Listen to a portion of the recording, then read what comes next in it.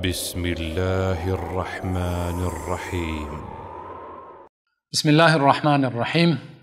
السلام علیکم و رحمت الله و برکاته. بینندگان شبکه نجم تیوی، امروز باز یکی از احادیث گوهربار پیامبر صلی الله علیه و سلم همراه صحبت خواهیم کرد. از عبدالله ابن عمر رضی الله عنهما روایت شده است که می‌فرمایند: قال رسول الله صلی الله علیه و سلم: لا حسد الا على اثنتين، رجل آتاه الله مالا فهو ينفق منه آناء الليل وآناء النهار، ورجل آتاه الله القرآن فهو يقوم به آناء الليل وآناء النهار. متفق علیه. از عبدالله ابن عمر رضی الله عنهما روایت شده است که پیامبر صلی الله علیه و سلم فرمودند: حسد خوردن جایز نیست مگر در دو مورد. در دو امر، در دو کار حسد جایز است و معنای حسد را انشاءالله بیان خواهیم کرد. چی باشد آن کارها؟ اولینش پیامبر صلی الله علیه و سلم می‌فرمایند شخصی که خداوند برایش مال عطا کرده است و توفیق خرج کردن آن مال را در راه خودش داده است برایش، و شخص دیگر خداوند برایش قرآن تعلیم داده است که او قرآن را شب و روز تعلیم می‌دهد. این حدیث را امام بخاری و امام مسلم روایت کردند. خوب، حسد، چنانه که در یک نوار درباره کبر سخن کرده بودیم، کبر و غرور، حسد اینچنین یکی از بیماری‌های قلبی است که انسان گرفتار می شود و یک صفت یا خصلت بسیار بد است که پیامبر صلی الله علیه و سلم در یک حدیث مبارک خود می فرمایند. از ابو هریره رضی الله عنه روایت شده است که میگویند: ایاکم والحسد فان الحسد یأکل الحسنات کما تأکل النار الحطب. پیامبر میفرمایند، میگویند شما از حسد بسیار پرهیز کنید، زیرا حسد نیکی های انسان را میخورد چنانه که آتش هیزم را میخورد. حسد انسان را به هلاکت برده میرساند. برای همین هم در سوره قل اعوذ برب الفلق خداوند ما را تعلیم داده میگوید: و من شر حاسد اذا حسد. شما پناه برید به الله از بدی حسد خور وقتی حسد میخورد. و امروز هم میبینیم که انسان ها به مال و ملک و چیزها، اشیاهای دنیوی بسیار حسد میخورند به هم دیگر.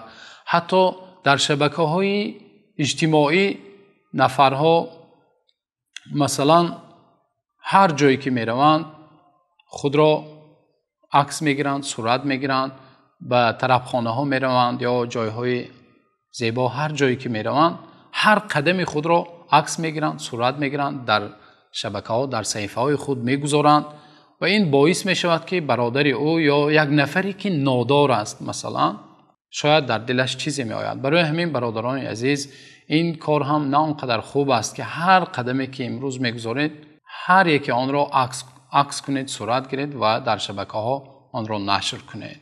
این باعث میشد به انسان های نادار، به دل آنها شاید شیطان به یک راه می‌دراید و حسد را در دل آنها جایگیر میکند. خدا پناه دهد.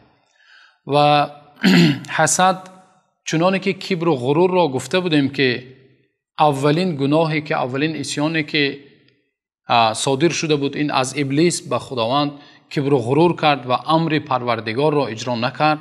این چنین حسد اولین گناهی که از فرزند آدم صادر شده بود. قابیل و حابیل، قابیل به برادر خود حابیل حسد می‌ورزد، حسد می‌خورد و در نتیجه آخر چی می‌شود؟ برادر خود را به قتل می‌رساند و می‌کشد. برای همین پیامبر صلی الله علیه و سلم ما را راهنمایی کردند، گفتند حسد جایز نیست مگر در دو حالت. و در اینجا ابن حجر عسقلانی در شرح صحیح بخاری، اینچنین امام نووی در شرح صحیح مسلم معنای حسد را در اینجا چنین شرح می‌دهند که حسد در اینجا ناتوان بینی نیست، بلکه آرزو کردن و تمنا کردن آن نیکی که در برادرت هست همون را برای خود آرزو کردن است. و چنانه که در دیگر روایت ها آمده است، پیامبر صلی الله علیه و سلم میفرمایند، میگوید که و مرد میگوید ای کاش در من هم همون باشد و چنانه که او در کار خیر استفاده برده ایستاده است، من هم در کار خیر استفاده می بردم. برای همین پیامبر صلی الله علیه و سلم گفتند یعنی مسابقه ما و شما در کارهای دنیوی نباشد. مسابقه ما و شما، آرزوی هوس ما و شما در چی باشد؟ در دو چیز. اولینش چی بوده است؟ مردی که خداوند برایش مال داده است و آن مال را در راه خداوند خرج میکند و صرف میکند. حتی ببینید در اینجا گفتند که در راه خداوند خرج میکند همون مال را. قارون مثلا خداوند برایش کنزها و مال و ملک داده بود. وقتی در قرآن خداوند حالت قارون را ذکر میکند، فخرج علی قومه فی زینه، و در قومش قارون در بین مردم خود را زیب و زینت داد و خود را آراسته کرده بین مردم برآمد.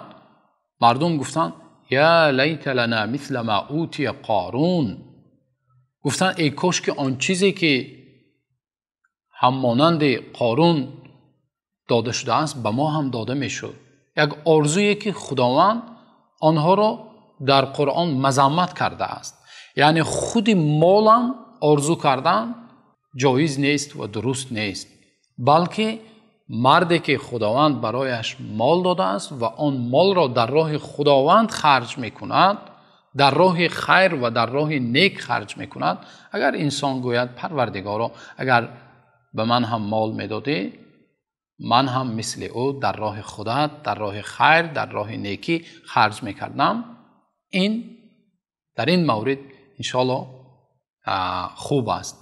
آرزوی دیگر و تمنای دیگر این چی است؟ مردی که خداوند برایش قرآن را تعلیم داده است، یعنی قاری قرآن، حافظ کلام الله است و موافق آن عمل میکند و آن را تعلیم میدهد. ببینید وقتی من دانشجو بودم در رشته شریعت اسلامی میخوندم، تعلیم میگرفتم و تعطیل ها به کشور برمیگشتم، چندین نفرها، بسیار نفرها میپرسیدند تو در کدام رشته میخونی؟ میگفتم من در رشته شریعت اسلامی میخونم.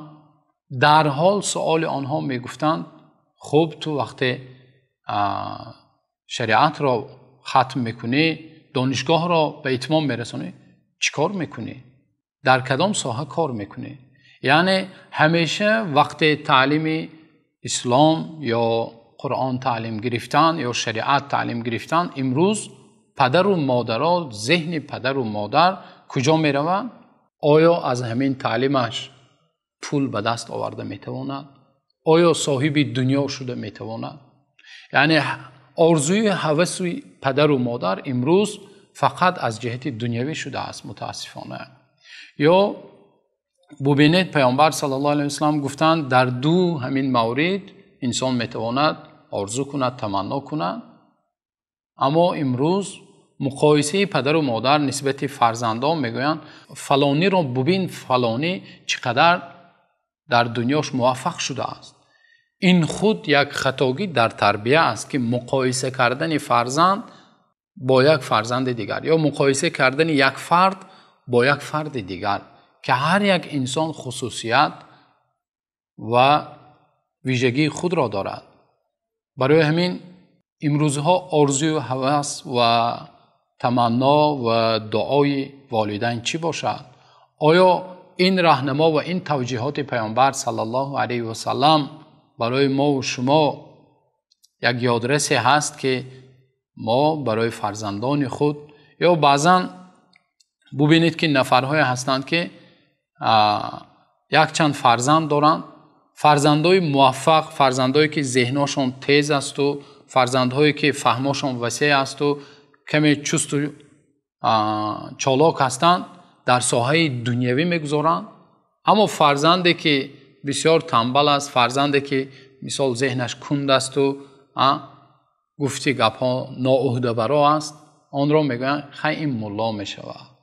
این عیب است برادران. والله پیامبر صلی الله علیه و سلم گفتن آرزوی مؤمن چی باشه؟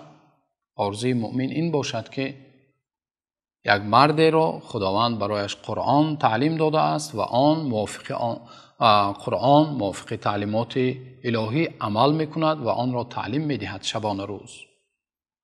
در این دو مورد حسد خوردن، حسد به معنای آرزو کردن، آرزوی نیک کردن و تمنا کردن است، جایز است.